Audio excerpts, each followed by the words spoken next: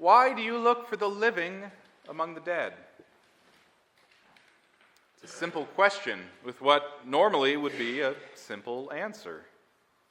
Why would you go look for the living among the dead? Well, because you expected them to be dead. That's why you would go looking there. The women on that first Easter morning were expecting to find the dead Jesus in the tomb so they could properly care for his body according to their own burial customs. But instead, they find no body at all and two angels who ask them that question. Why do you look for the living among the dead? We see here a difference of expectations. For the women and the other disciples, they were expecting things to go exactly as they had gone before. They expected that Jesus, crucified, dead, buried, would go on being dead. They expected this would end the same as every other would-be Messiah that the Jewish nation had raised up, executed by the military might of Rome. Their expectation was that the world was going to continue exactly as it had always been. And so they came to the tomb, expecting to find exactly what everyone else had found, the dead among the dead. But the angels, they expected something different. They did not expect things to continue just as they had. They are messengers of God, after all, and so they knew what it was that Jesus was about and who he was and the kinds of things that God does to our expectations. Our God renews all things. He takes away our sorrow and fills it with joy. He heals those who are oppressed. He shows no partiality and calls all to his name.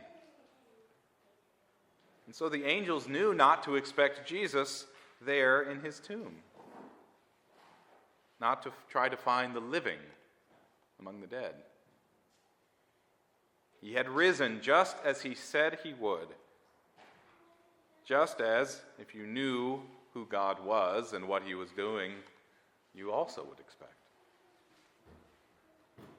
And so that first Easter morning, the women at the tomb were perplexed to find Jesus' body gone, until they were reminded of his words. And then they understood and became the first witnesses to his resurrection. The other disciples, too, were expecting things to go on just as they always had.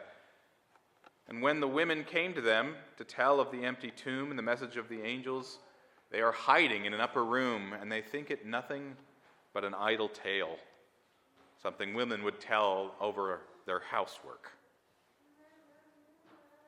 They were not yet reminded of Jesus' words and had not seen anything from God that would finally convince them otherwise. And so they still expected to find Jesus among the dead. It isn't until Peter goes to look for himself that he begins to change his expectations. And for the other disciples, it isn't until Jesus appears to them all as they are locked in that very room, and they finally begin to remember and to expect that with God, things are often surprising. The resurrection of Jesus is God's masterstroke, the thing that no one would ever expect. Unless, of course, you knew who God was and how he acts. God, who is making all things new, who raises up things that are cast down, who makes young those things that are old, who exalts the lowly and humbles the proud, who fills the hungry with good things and sends the rich away empty. God in whom things are being brought to their ultimate good and perfection. This God who shows no partiality but desires that all come to be saved. the one who is long-suffering, abounding in mercy and steadfast love, and who offers forgiveness to those who repent. Too often, I think we expect God to do things according to the way of the world and according to our own wisdom. We want God to be the power that accomplishes our own goals, to establish and maintain our kingdoms, for him to be there when we want him to be there, and then to disappear when he's no longer needed. We expect him to punish without mercy, to coerce into obedience, and only love those who love him. Too often, we expect God to simply be a bigger version of ourselves, who hopefully, when we go to pray, is having a good day, so that he'll give us what we want. But today, on Easter, we consider how it is that God has accomplished our salvation. And so we must set aside our earthly expectations. Who on this earth would have expected that the God of the universe would come down to take our fleshly nature upon himself, to live and teach as one of us, to endure the suffering and shame of the passion and crucifixion, and then to be raised back up to life? No one was expecting this.